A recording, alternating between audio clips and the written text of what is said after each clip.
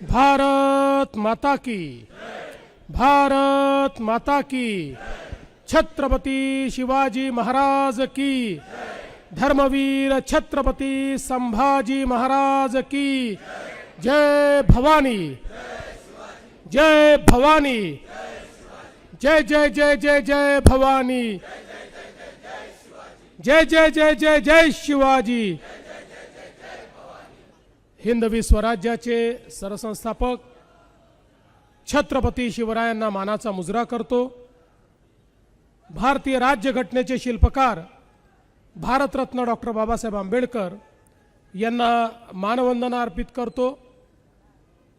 आणि आज युवा शक्ती जागर यात्रेच्या शुभारंभ प्रसंगी मंचावर उपस्थित आपले प्रदेशाचे सन्माननीय अध्यक्ष रवींद्र चव्हाणजी, माजी मुख्यमंत्री आणि खासदार माननीय अशोक चव्हाणजी, आमचे सहकारी मंत्री अतुल सावेजी, नितेश राणेजी, खासदार धनंजय महाडिकजी, मंचावर उपस्थित सुनील राणेजी, विक्रांत पाटीलजी, नवनाथ बन, ज्ञानेश्वर म्हात्रे, कृष्णराज महाडिक, ज्यांनी ही संपूर्ण यात्रा या ठिकाणी संकल्पित केली, त्याचप्रमाणे जयकुमार गोरेजी, कालिदास कोळंबकरजी, कुणाल पाटील, दीपक सिंग, रुपेश सावरकर, सायली कुलकर्णी, मंचासमोर बसलेले आमदार श्वेताताई महाले,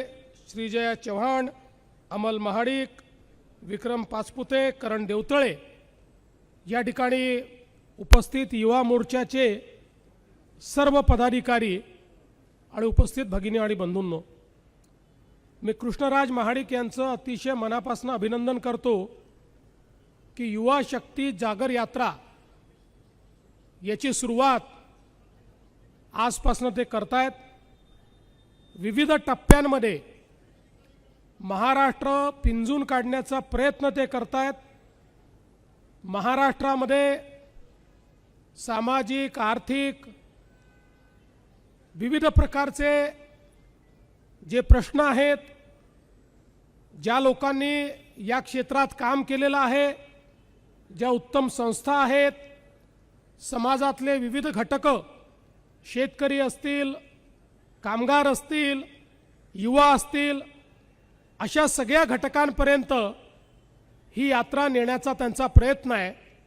आणि या विविध घटकांमधली जी युवा शक्ती आहे, त्या युवा शक्तीला जागृत करून या युवा शक्तीला राष्ट्रीय विचाराने प्रेरित करण्याचं काम आणि समाजाभिमुख अशा पद्धतीनं त्यांना दिशा देण्याचं काम हे युवा शक्ती जागर यात्रेच्या माध्यमातून होणार आहे। खरं म्हणजे हा एक अतिशय चांगला निर्णय या ठिकाणी कृष्णराज यांनी घेतलेला आहे। याचं कारण आज आपल्या महाराष्ट्रामध्ये आपली 65% लोकसंख्या ही 35 वर्षाच्या आतली आहे। आणि ही जी काही आपली लोकसंख्या आहे, ही जी आपली युवा शक्ती आहे, ही युवा शक्ती संघटित करून जर एका दिशेने आपण नेऊ शकलो तर आपण निश्चितपणे एक मोठं परिवर्तन आपल्या महाराष्ट्रामध्ये घडू शकतो। आज आपण पाहतोय विशेषतः अशा प्रकारचा जागर करणं याकरता देखील आवश्यक आहे की एकीकडे मोठ्या प्रमाणात अराजकतावादी ज्या शक्ती आहेत, त्या शक्ती विशेषतः ज्याला आपण अर्बन नक्षल विचार म्हणतो, अशा प्रकारच्या ज्या शक्ती आहेत, या शक्ती हळूहळू युवांमध्ये एखाद्या विषासारखा अराजकतेचा विचार पेरण्याचा प्रयत्न करतायत। कॉलेज कॅम्पसेसमध्ये विविध संघटनांच्या माध्यमातून युवांना आपल्या संविधानाच्या विरुद्ध, आपल्या देशाच्या व्यवस्थेच्या विरुद्ध, आपल्या देशाच्या मानकांच्या विरुद्ध जागृत करायचं, किंबहुना कलुषित करायचं, अशा पद्धतीचं काम चाललेलं आहे।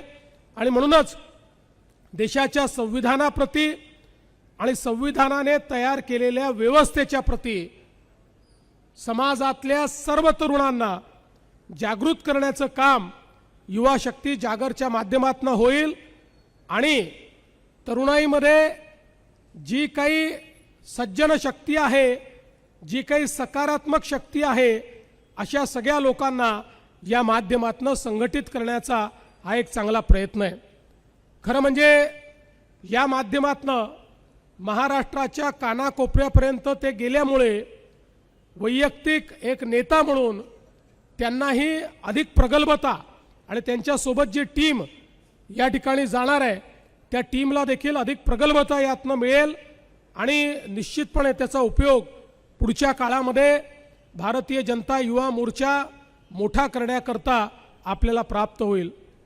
या युवा शक्ती जागरच्या निमित्ताने मी एक अजून तुम्हाला सूचना करू इच्छितो।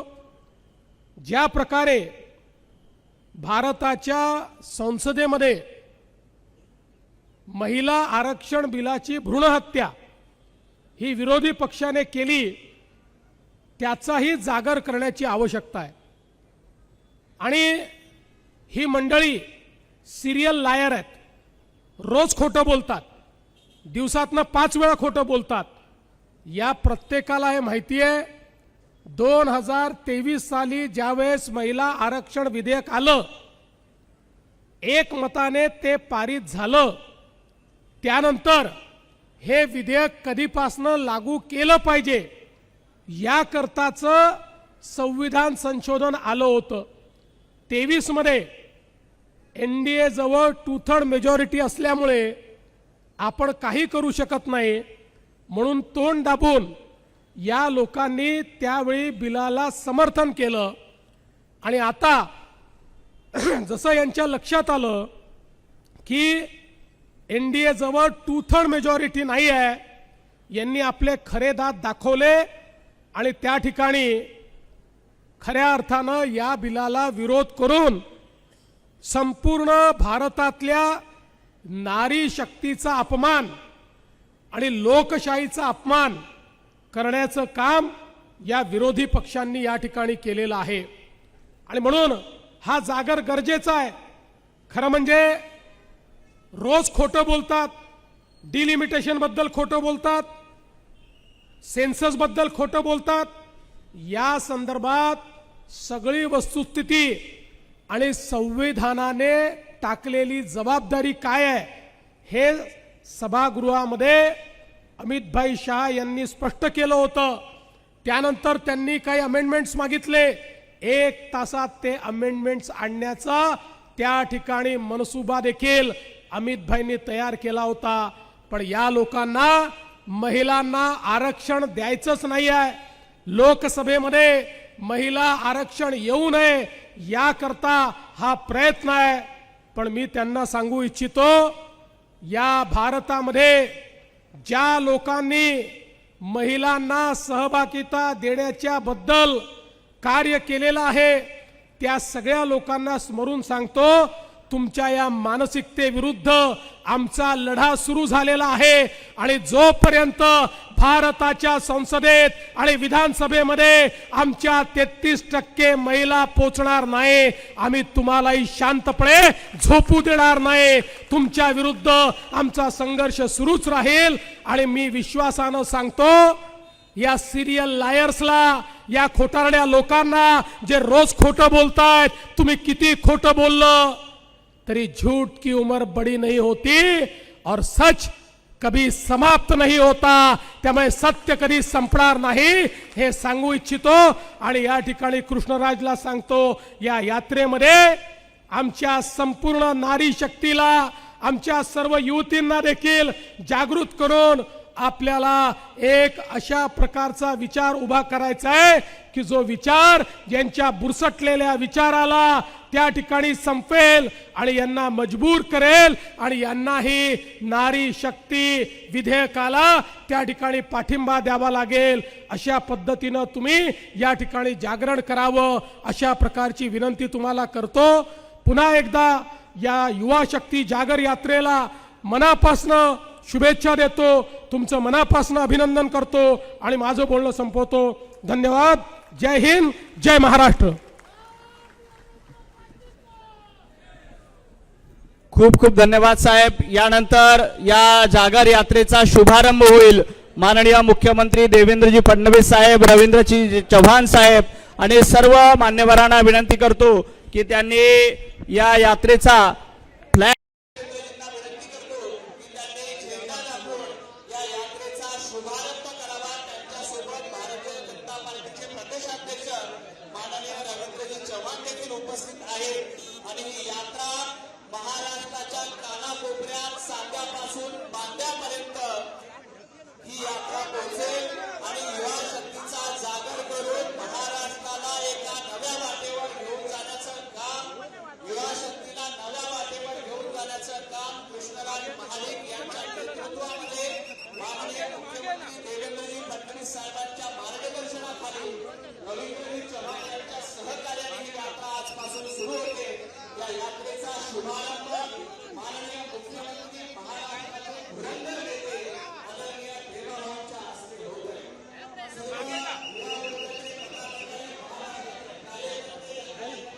सरळ या रस्त्याने आतमधला एक रस्ता आहे तो विधान भवनाच्या इथे जातो. सर्व वाहन चालकांना माझी नम्र विनंती आहे की आपल्या आपल्या वाहनांमध्ये जावे.